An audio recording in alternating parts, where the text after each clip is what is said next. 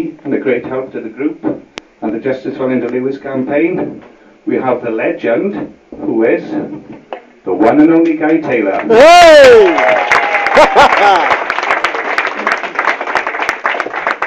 Well, how do I follow that? Right. Listen, this is getting easier for me, right? I've been doing this for many years, and it's getting easier. And seeing you guys here now, it's amazing, because the reason it's getting easier is because more and more people are waking up, and I don't have to start this by saying, guess what? You know, do you know what common law is? We all know why we're here, don't we? Yeah. Yeah, we all know why we're here. Yeah. So hopefully I can give you a little bit more insight to what's going on, and we'll go through what's going on. But you know, applaud yourselves, because I mean the fact that I'm down here in Port Talbot with you guys here, awesome. You know, 3 years ago, everyone had me with a tinfoil hat on. You know what I mean? And everyone's waking up, and you know it's awesome that you guys are here. So applaud yourselves, please. Hey! Obviously, what's been going on over the years is that a lot of us we're taught we stood on the shoulders of giants, right? And we were taught about common law, and common law is completely different to statute law. And so we understood that these guys are doing something wrong, and it's morally wrong if people are evicting you, or never mind constitutionally wrong. But we had no redress because they kept coming up with statute law, and we didn't know what was going on. Now, we've started investigating their paperwork, because ultimately they're coming at us. So we know it's morally wrong, we know it's constitutionally wrong, but okay, well, let's examine your paperwork then. Let's make sure it's correct to the prescribed form, because the whole thing about statute law, it has to be to a prescribed form, and that's where they come unstuck, because they're lazy, they don't do their jobs, they don't cross the T's, they don't dot the I's. So we've got them, we've got them nailed on that. Yeah. Now we've had this thing going on. I mean, we've picked specifically on. Has this got feedback? Or okay. We picked specifically on evictions because it's terrorism. Let's get it absolutely right. They might moan about say some soldier gets killed in the street today by some terrorist, right? Well, what about the people getting kicked out of their homes with their kids and all that? Surely, yeah. On fraudulent documentation, that's terrorism. Let's get it absolutely right. What is terrorism? So that's why a few weeks ago, myself and Mark Salon and Mr. Ebert and that rang MI5, and put it to them and said, I don't know who's seen or hasn't seen that. MI5 aren't interested in terrorism. They're the paedophile protection squad, as far as I can see. But they advised us to go to the police, so all of us got in a minibus, and of course we weren't at the local golf club, we were from all over Britain, and we went down to the local police station, which I'm sure Mark Salon will release a film of, because we filmed and recorded everything, because we were transparent, didn't we? We ain't got anything to hide. And we all went down to the police station, so when the minibus pulled up, I went to the counter, and of course a big crowd of people came in with me, and I said, we've been sent down here by MI5. Which we had. So they all start running around like endless chickens, and we got two really good coppers. Took us into a room. One was a detective constable, one was a PC, and we said, look, we've got fraudulent documents, we've got this, we've got that, and we went, and they were really good, and they didn't know they'd been recorded and filmed, and we went through it with them for 5 hours, but we went through it knowing that ultimately someone farther up the food chain, some chief inspector with a shiny baton, and a little cap, is some mason or whatever, is going to pull the plug on it. But we went through the process, and that's the point, going through the process, going through the protocol. They're going through the protocols. That's the point, yeah? So, what's been happening in the last few months, which has changed things dramatically, is the response. And we've got Francis here from Response down here, and AD and that from the Midlands, set up the response, and of course guys like Francis have done it down here, and it's awesome because it means that we're able to get a group of people to stop an eviction anywhere in the UK, really. I mean, in some areas we're light, yeah, in some areas we're heavy, but we're able to do that. And the thing is, with the boots on the ground, it's a common law action. So the fact that they're not physically able to enforce their statutory mechanism, they have to go away. And when they go away, what they do is they have to do a risk assessment. Because when they came there, they were there expecting to take possession of a property, which 100 people end up turning up. They can't do it. So they have to go and take a risk assessment. So great, we stop it on that day, but ultimately, 6 o'clock in the morning the next day, they can come back and crash their way through. Still with fraudulent paperwork. But that's the whole idea of what we're doing. We're stopping it physically, and then we're examining their paperwork and scrutinising their paperwork to make sure it's to the prescribed form. Because abuse of the statutory process is a common law offence. So that's really the key of all this. And it took me years to get my head around that simple statement, right, which I come out with.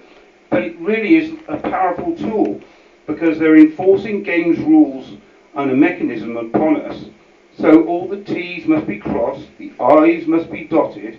That's why they're paid hundreds of pounds an hour, solicitors, to cross the T's and dot the I's. And of course, when you'll always find abuse of process, right? And because they went to university and they thought to themselves, well, I've done my bit. I'll put me law books up on the shelf.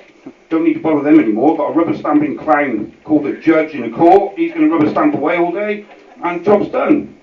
And this is what's going on. And the deeper you go down the rabbit hole, the worse and worse it gets. I mean, I'll just say this as an offshoot. I heard the other day of someone who went to Burger King up in Manchester, and they got stitched up with a couple of bags of chips. So what they did, rather than go back to Burger King, they checked out the VAT receipt number and found out that they weren't Burger King at all. They were some offshore company operating from the Virgin Islands. So I mean, where does this all go? You know, I mean, it's beyond. So anyway, right. So what, you know, Linda is the puppet master, so I'm just here, you know, with the strings attached. What I want to tell you about is basically, I've said about response, I've said about CPS, they're the clown prosecution service, or the corporation protection service. Because what actually happens, I take out private criminal prosecutions against these people. Yeah, there. Is that better? Can you all hear that? Yeah. Just one little thing that's filming, right? So I take private criminal prosecutions out against these characters. Because ultimately, if they're coming around to you, like bailiffs or whatever, they have to have a statutory instrument. And it has to be to the prescribed form. And if it isn't, then obviously everything they do is unlawful. Because they're actors, and they're acting in their acting capacity. And if you're acting in your acting capacity, you have to operate inside the boundaries afforded you by the legislation attached to that role. So, in simple terms, it just means you can't step outside the box. If you do, they can never legislate for someone to break the law. And they can never indemnify someone, insure someone to break the law. So if they operate inside the boundaries afforded them by the legislation, fine, but most of them don't.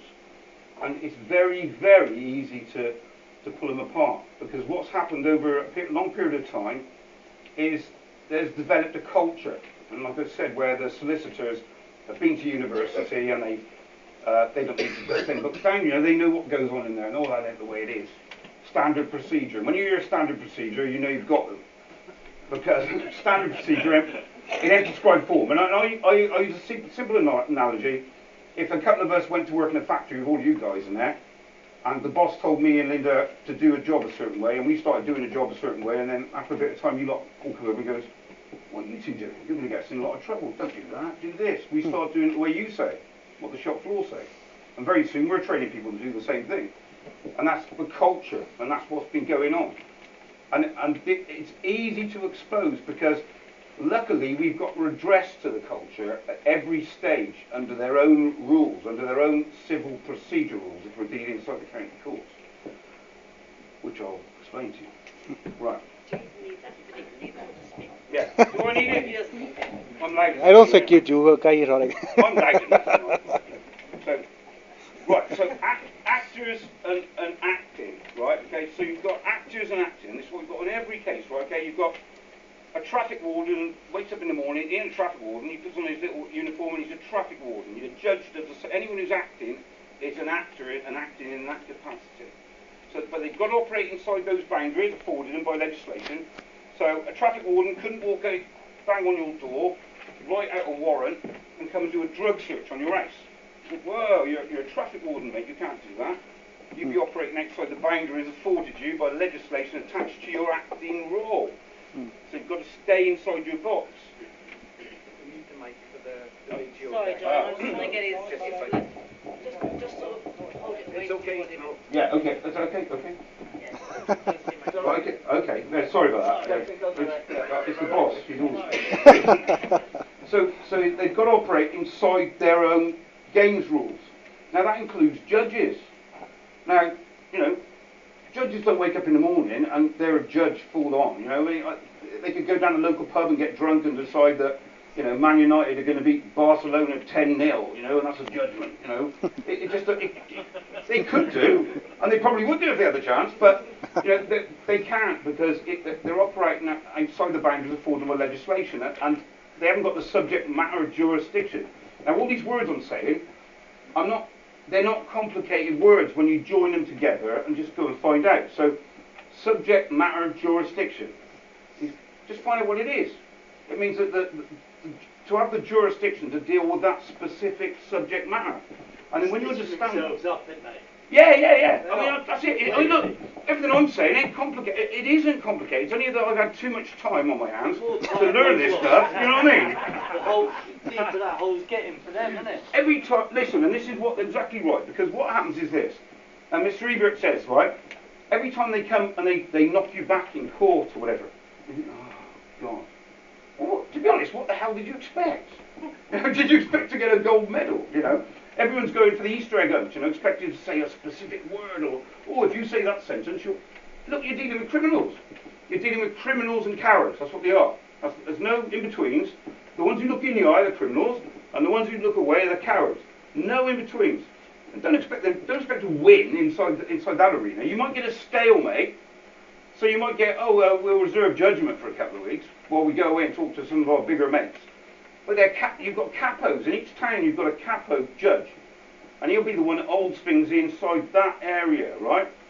I mean, I was at the end of that when we had Vosper in the court. And I said I'd arrest him and he'd run out the court, yeah? I mean, but this is what they are. They're the area capos. Maybe some of the other judges don't agree with it, but they're too cowardly to do anything about it. That's the point, yeah? And we've got that in every part of this country. We've got that, yeah? I mean, Operation Tiberius, for Freemasons, all that. At the end of the day, we're just dealing with criminals. You know, we don't need to get involved. Psychopaths. Psychopaths is what we're dealing with. Yeah. And it's easily provable. And the reason I started off doing the common law trail, which is correct, but when you go into a magistrate's court spouting Halsbury's, or trying to discuss Hansards, it goes straight over their head, yeah, and they just rubber stamp away. So, as I described before, it's taking a backgammon board to a chess match. So when Mr. Ebert got me involved in the forensic examination of court documentation, then I could say, hang on, you're taking them apart in their own game. Because there are essential key ingredients to set off a claim against you.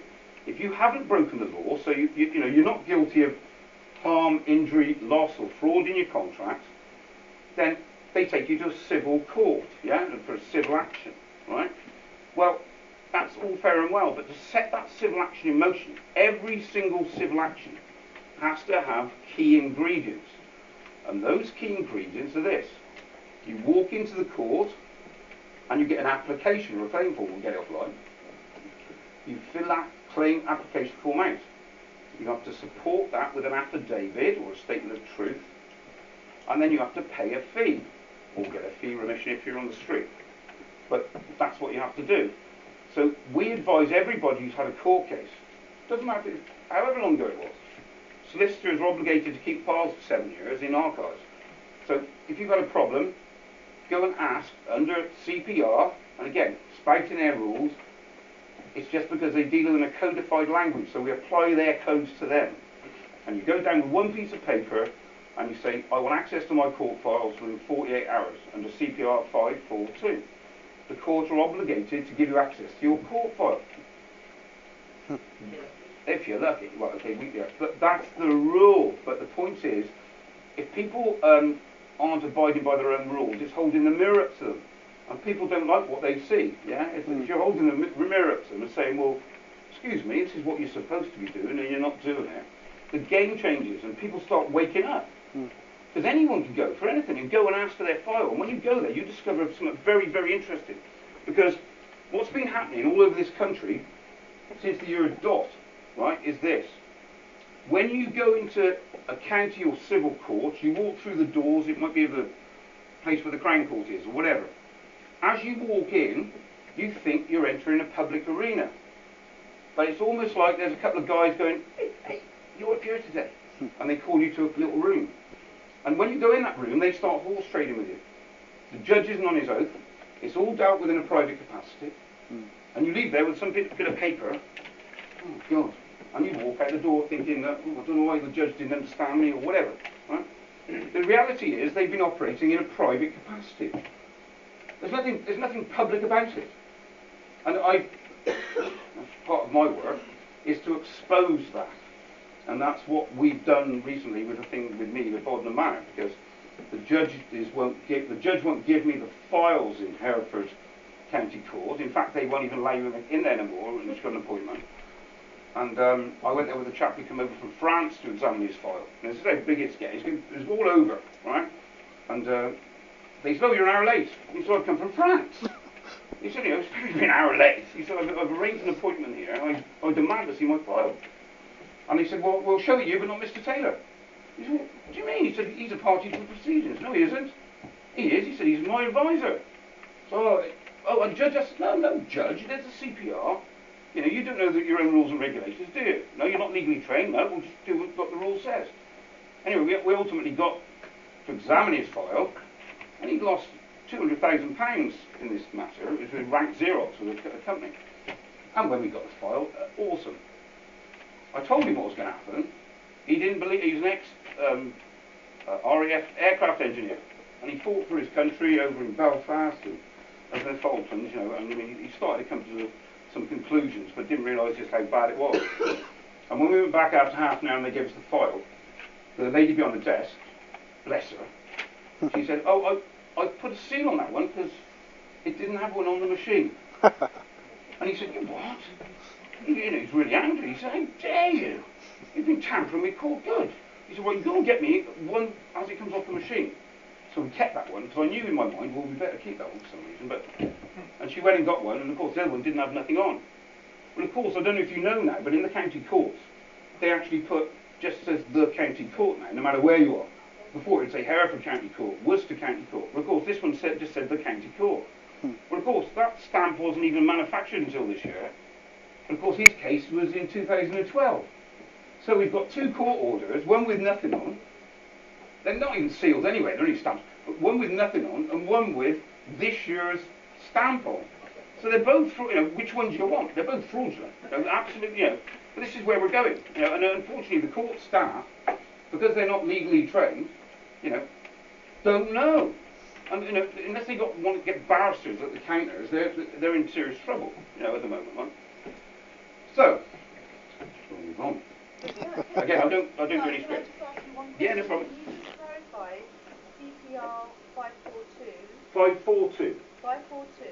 Yes. It's a rule that the courts have to provide the Right. records within 14 hours. This is a request, and I can give this for everybody to do if they want to check a court case out, yeah? It's only one piece of paper. I always say, and I repeat myself a lot, it's so everyone remembers, right? Because I spend hundreds of hours thinking about this shit, so that other people don't have to, right?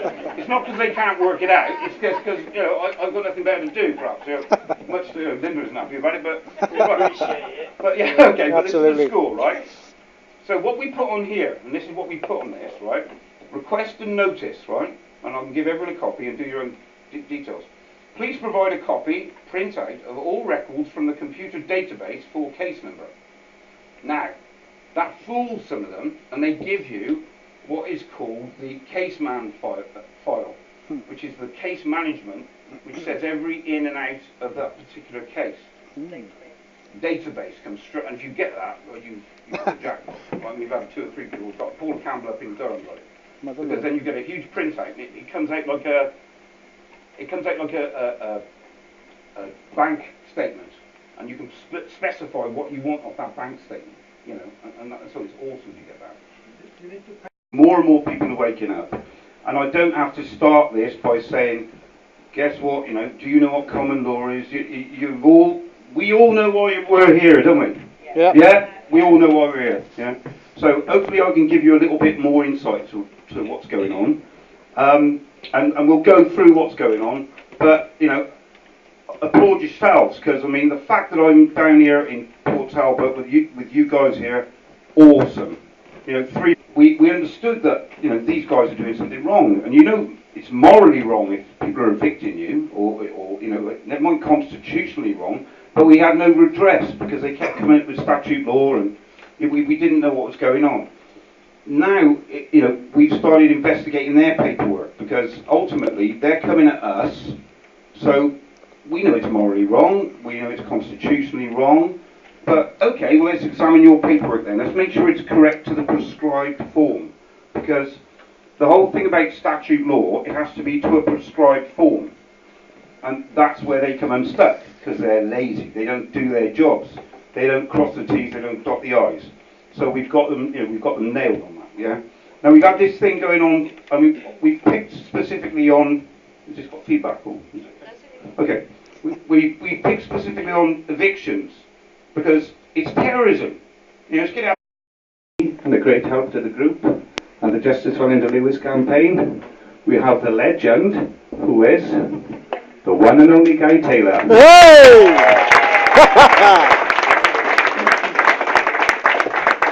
Well, how do I follow that? Right.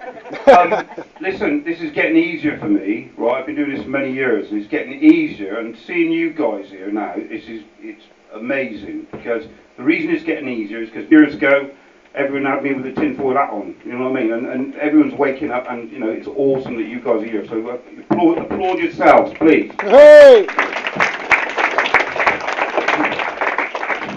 Obviously, what's been going on over the years is that a lot of us we're taught, we stood on the shoulders of giants, right? And we were taught about common law, and common law is completely different to statute law. And so